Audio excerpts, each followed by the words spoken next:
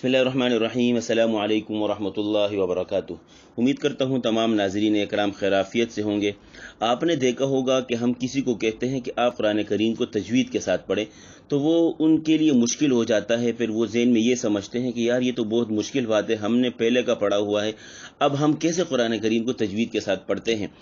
तो अगर आप चाहते हैं कि आप भी कुरान करीम को तजवीद के साथ पढ़ें तो आज मैं आपके लिए 10 ऐसी चीज़ें लेकर आया हूँ जिन पर आप तवज्जो करें। जो चीज़ें करने की है वो करें और जिनसे रुकना है, मना किया गया है, आप उससे रुक जाएं तो आप बहुत जल्द कुरान करीम को तजवीद के साथ पढ़ना सीख जाएंगे और पढ़ेंगे। चाहे आप मुअल्लिमीन हैं या आप मुअल्लिमात हैं या तलबा या तालिबात हैं या इसके अलावा आम बंदे हैं। तो चलिए मैं आपको वो 10 चीज़ें आज जो है बताता हूँ वो कौन कौन सी चीज़ें हैं। सबसे पहले नंबर पर वाव और पेश। वाव ये और पेश, वाव और पेश लिखने में एक ही हालत है। इनके लिए ये रूल है कि जहाँ कहीं भी ये दो चीज़ें आएंगी, चाहे अकेली आएँ चाहे एक साथ आएँ, तो इन पर हमने अपने होंठों को गोल करना है। हमने इन पर अपने होंठों को गोल करना है। मिसाल से मैं समझाऊंगा, जैसे है अऊ, अऊ आइन के साथ वाव मिला हुआ है, अऊ यहाँ होंठ गोल हो रहे हैं। अगर आप समझेंगे कि इनको हम बग़ैर होंठों को गोल किए हुए पढ़ लें तो ये पढ़ा जाएगा आओ आओ, तो इसका मखरज अदायगी ख़राब हो जाएगी। दूसरी मिसाल पेश की, इसी लफ्ज़ को हम ले लें, अऊज़ु ज़ाल के ऊपर पेश है, इसमें भी हमने होंठों को गोल करना है। अऊज़ु ज़ाल पेश ज़ु, अऊज़ु। तो ये है इसके पढ़ने का तरीक़ाकार। अगर हम यहाँ होंठों को गोल नहीं करेंगे तो हमारी अदायगी ठीक नहीं हो सकती, हम गलती कर रहे होंगे। दूसरे नंबर पर आते हैं साकिन की तरफ। साकिन क्या होता है? सबसे पहले साकिन किसी हर्फ के ऊपर, लफ्ज़ के ऊपर, हर्फ के ऊपर छोटा सा दाल जो बना होता है इसको कहते हैं जज़म। फिर जिस हर्फ के ऊपर होता है उसको कहते हैं साकिन। तो साकिन के लिए 3 बातें आप जहन में रख लें। सबसे पहले नंबर पर साकिन को हमने हरकत नहीं देनी है। जैसे मिसाल मैं दूंगा, अल्हम्दु की मिसाल आप ले लें, लाम के ऊपर जज़म है, इसको हम कहेंगे लाम साकिन, इस पर हरकत नहीं कर देनी, अलहम्दु नहीं पढ़ना है, अलहम्दु, अलहम्दु पढ़ना है। दूसरे नंबर पर इसको हमने झटके से बचाना है, अल, इस तरीके से झटका नहीं देना, अल। तीसरे नंबर पर इसको हमने सख्ता से बचाना है। यहाँ मैं मुख्तसर तौर पर आपको सख्ता भी समझाता हूँ। सख्ता जैसे कुरान करीम में 4 सख्ते जो हैं वजूबी हैं। अम्मा पारा का जो सख्ता है, कल्ला बल रोना बल रोना, सूरतुल मुतफ़्फ़िफ़ीन में, तो सांस तोड़े बगैर थोड़ा सा वक्फा करके अगले कलमे को पढ़ना, तो ये है सख्ता। तो यहाँ हमने सख्ते से बचाना है। अल हम्दु इस तरीके से नहीं पढ़ना है। तो साकिन को हमने 3 चीज़ों से बचाना है, हरकत नहीं देना है, झटका नहीं देना है, सख्ते से बचाना है। तीसरे नंबर पर बात करते हैं हरकात की। तो हरकात को हमने पूरा पूरा पढ़ना है। ये ना हो कि हरकात को हम आधा पढ़ के छोड़ के आगे जा रहे हैं। मिसाल मैं दूंगा, सबसे पहले पेश की मिसाल, अल्हम्दु, अल्हम्दु, दाल पेश दू, ये पेश की मिसाल है। और ज़बर की मिसाल, इय्याका नअबुदु, इय्याका नअबुदु, का काफ के ऊपर ज़बर है, इसको पूरा पढ़ना है। ये नहीं पढ़ना है कि हम आधा पढ़ के इसको छोड़, इय्याका नअबुदु, का नअबुदु नहीं, का नअबुदु ये आधा है, का काफ ज़बर का, ये इसकी पूरी हरकत है। और तीसरी मिसाल ज़ेर की, लिईलाफी कुरैश, फी फा ज़ेर फी, ये इसकी पूरी अदायगी है। ये ना हो कि हम इसको पढ़ें लिईलाफी कुरैश, फी कुरैश, फी, ये आधा हरकत पढ़ा गया। अब आते हैं मोटे हरूफ की तरफ। कितने हैं और इसका क्या रूल है? सबसे पहले ये समझ लें कि मोटे हरूफ 7 हैं जिनका मजमुआ खुस्सा वक्तिन क़िव। इनफिरादी में समझाता हूँ, ख सद गद क व गईन क़ाफ تو یہ ہے موٹے حروف، ان کو حروف مستعلیہ بھی کہا جاتا ہے۔ باعتبار حرکات کے ان کے 5 درجے ہیں۔ سب سے پہلے یہ ہے کہ ان موٹے حروف میں سے کوئی حرف آئے، اس کے اوپر کھڑا زبر ہو، اس کو ہم نے سب سے زیادہ موٹا پڑھنا ہے۔ مثال میں دوں گا، ابقو، قو، ابقو، سب سے موٹا پڑھنا ہے۔ دوسرے نمبر پر جو اب باری آتی ہے وہ زبر کی آتی ہے، تو زبر بنسبت کڑی حرکات کے کم موٹا ہوگا۔ جیسے مثال قود، قود، یہ نہ قود زیادہ موٹا کریں گے تو نہ باری کم موٹا کرنا ہے، بلکہ اس کا جو اپنا درجہ ہے کڑی حرکات سے نچلا درجہ۔ تیسرے نمبر پر باری آتی ہے پیش کی۔ اس پیش کو ہم نے بنسبت زبر کے تھوڑا سا اس کو نیچے لے کر آنا ہے موٹائی میں۔ جیسے قویلہ، قویلہ، قاف پیش قو، یہ نہ قویلہ، یہ غلط ہو جائے گا۔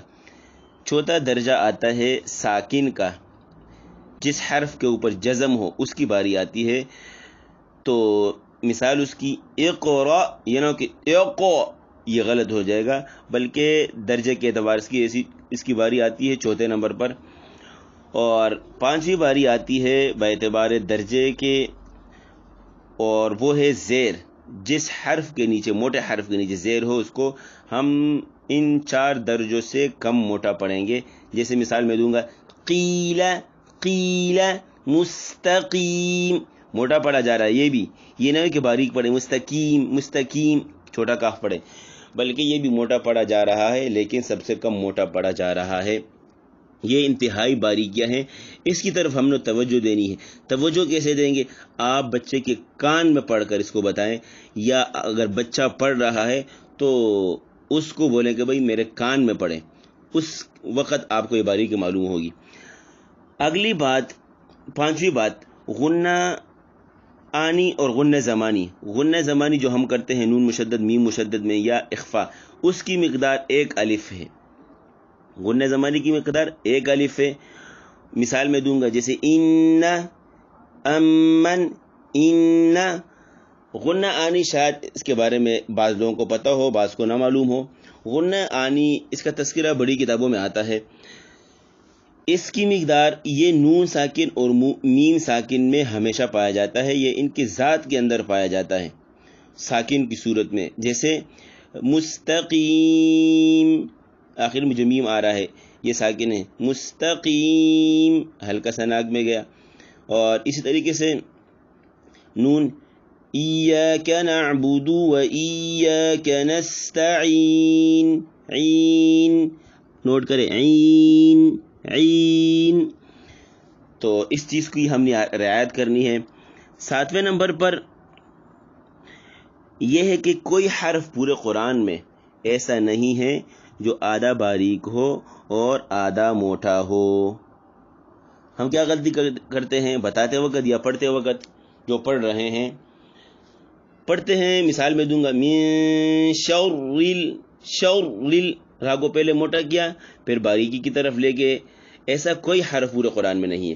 ہم نے پڑھنا کس طریقے سے ہے؟ من شر، شروع سے آخر تک اس کو باریک پڑھنا ہے۔ اگلی بات کہ اگر کوئی حرف موٹا آئے تو اس سے اگلا پچھلا حرف باریک ہے، تو ہم نے ان دونوں کو، اگلے پچھلے حرف کو باریک پڑھنا ہے، اس موٹے حرف کو ہم نے موٹا پڑھنا ہے۔ جیسے تبارک الذی، تبا، با باریک ہے، اس کے بعد را ہے، اس کے اوپر زبر ہے، را، تبارا، پھر اس کے بعد کاف ہے، تو تبارک الذی، تبارک الذی۔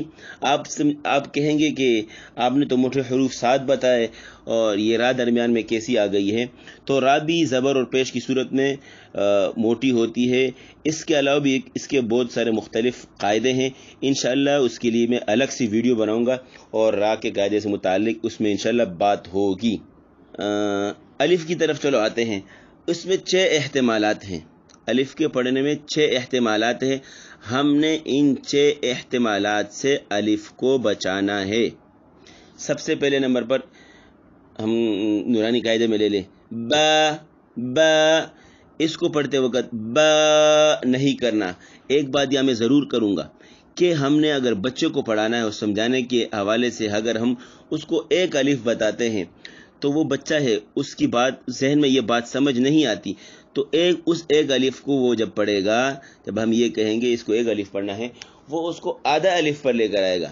تو سمجھانے کے لیے ہم اس کو 3 سے 4 الف بھی لے جا سکتے ہیں، لیکن جو اس کی اصل مقدار ہے وہ ایک ہی الف ہے۔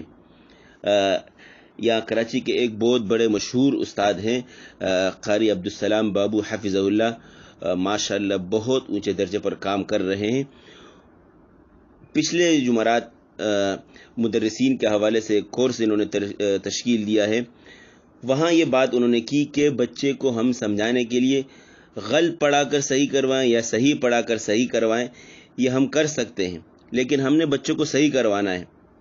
اس کی مثال میں ایسے بھی دوں گا، جیسے را، بعض لوگ اس کو موٹا نہیں پڑھ سکتے، تو اس کو ہم سمجھانے کے لیے بچے سے کیا کہیں گے، اس کو پڑھے بھائی یہ آواز نکالے، یہ آواز نکالنے کے لیے بعض بچوں کی زبان موٹائی کی طرف نہیں جاتی ہے، تو ان سے جب بار بار یہ کہلوائیں گے پھر آہستہ آہستہ وہ سمجھے گا اس بات کو۔ تو یہ وہی بات ہے کہ غلط پڑھا کر ہم صحیح کروائیں۔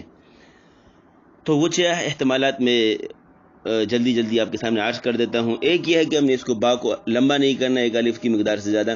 دوسرا یہ ہے کہ اس کو ہم نے پڑھتے وقت باپ باپ، جب آخر میں اس کو روکنا نہیں ہے، با کی طرف توجہ دیں گے تو آپ یہ باپ باپ اس طریقے سے بن جاتا ہے۔